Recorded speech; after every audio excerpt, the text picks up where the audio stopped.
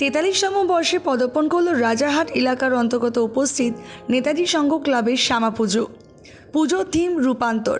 শুয়োপোকা ও প্রজাপতি দিয়ে গোটা মণ্ডপকে সাজিয়ে তুলল নেতাজি সংঘ ক্লাবের থিম আর্টিস্ট।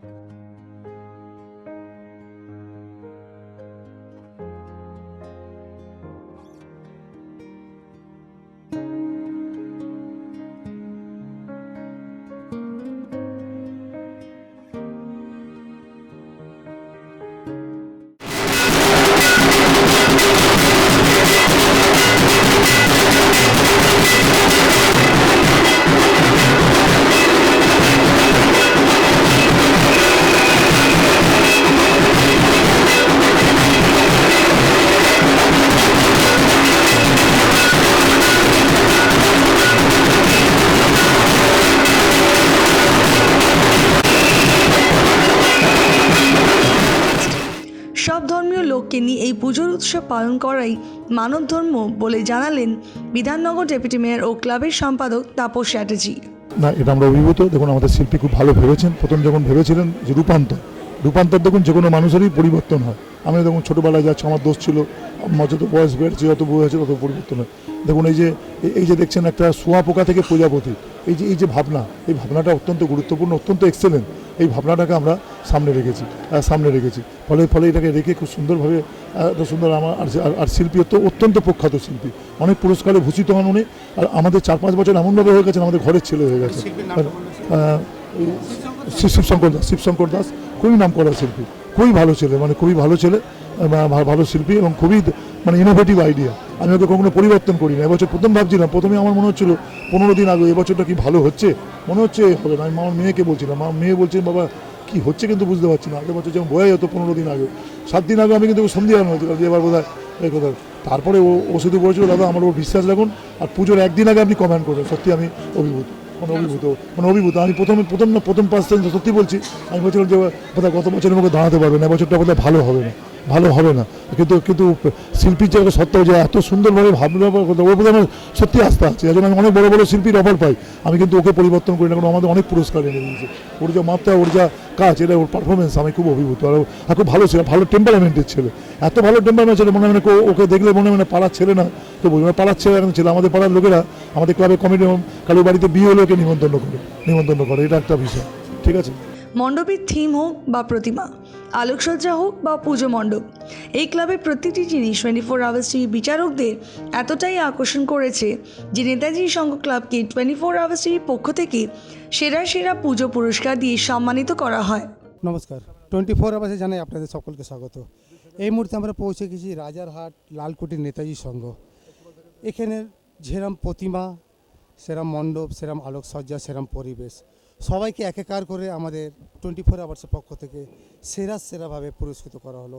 আমি সেরা পুরস্কারটি ক্লাব কর্তৃপক্ষের হাতে তুলে দিচ্ছি।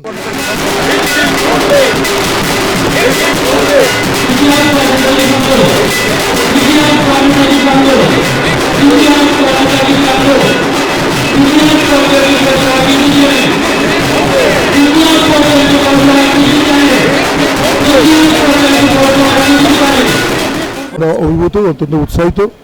24 আওয়ার্স চ্যানেলে এই পুরস্কার সর্বসেরা সম্মান আমরা এবিপি আনন্দের পেয়েছি, 24 ঘন্টা পেয়েছি, আপনাদের চ্যানেলও পেলাম। এটাই পুজো করার অনুপ্রেরণা, উৎসাহিত। শিল্পী এত সুন্দর ভেবেছেন, পরিবেশ সবটাকে রেখে, সামাজিক দায়বদ্ধতা আমাদের জানেন, সবটাকে রেখে আমাদের এই পুরস্কার আমরা অত্যন্ত সম্মানিত। আমাদের এটা রাজারহাটবাসীর সম্মান, রাজারহাটবাসীর সমস্ত পুজো কমিটিকে আমরা এটা উৎসর্গ করেছি। আমি 43 বছর পুজো আছি, সকালবেলায় মাধ্যমিক পরীক্ষা পাস করছি, তখন পুজো শুরু করেছি।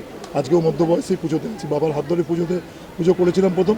সেই পুজোতে প্রথমে আমি সবসময় হাসতে বলি 300 টাকার পুজো ছিল, 25 টাকা বাকি রেখেছিলাম বলে বাবার মার খেয়েছিলাম। 25 টাকা বাবা পকেট থেকে দিয়েছিলেন, খুব শাসন করেছিলেন যে কেন ধার করছো। আমরা পারিনি তখন দিতে, আমি আমার বন্ধু, কিন্তু তো ওই তখন থেকেই যেন কোথায় বাবার মারই আমাদের যেন সমাজসেবায় আবদ্ধ করে দিয়ে দিল। আমরা চিরকাল মানুষের পাশে আছি এবং এই ক্লাবে এই সম্মান আমার রাজারহাট এলাকা, মানে আমরা পিছিয়ে পড়া অঞ্চল না, আমরা যে ভালো পুজো করতে পারি তার নিদর্শন আমরা সবসময় রাখি। এবছর আপনাদের এই সম্মান আমরা অত্যন্ত সম্মানিত, অত্যন্ত উৎসাহিত, অত্যন্ত আনন্দিত। স্যার 24 আওয়ার্স টিভি দর্শককে কী বার্তা দিতে চান আজকের? যে শুভ দীপাবলি, দীপাবলি মানে আলোর উৎসব, আলোর উৎসবে সব অশুভ শক্তির বিনাশ হোক, শুভ শক্তির উদয় হোক, এটাই আমাদের কামনা। আমাদের রাজ্যের মুখ্যমন্ত্রী বলেন যে ধর্ম তোমার, ধর্ম আমার, উৎসব সবার, সবার উৎসবে পরিণত হোক।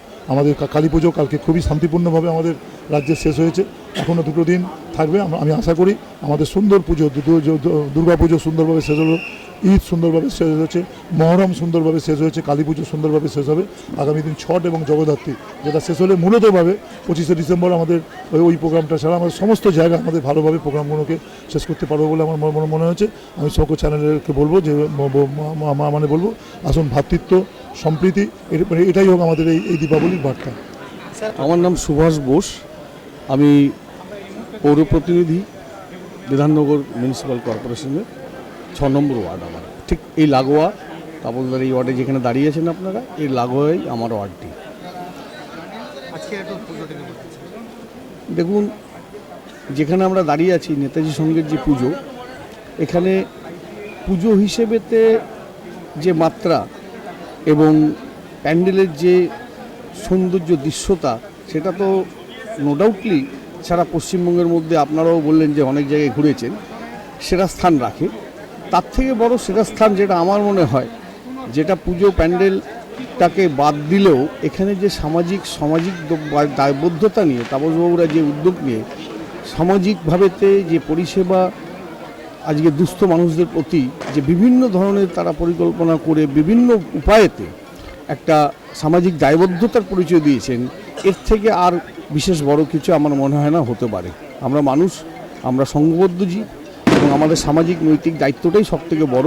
সেই দায়িত্বতে নেতাজি সংঘ এবং তার সদস্যরা প্রত্যেকেই তাদের যে ভূমিকা, যে অগ্রণী ভূমিকা তাদের রয়েছে, এই ভূমিকার পাশে পুজো মা এসছেন। মা নিশ্চয়ই নেতাজি সংঘের সমস্ত মানুষকে, এলাকার সমস্ত মানুষকে এবং পশ্চিমবাংলার মানুষকে আশা করি সুখে সমৃদ্ধিতে রাখবেন।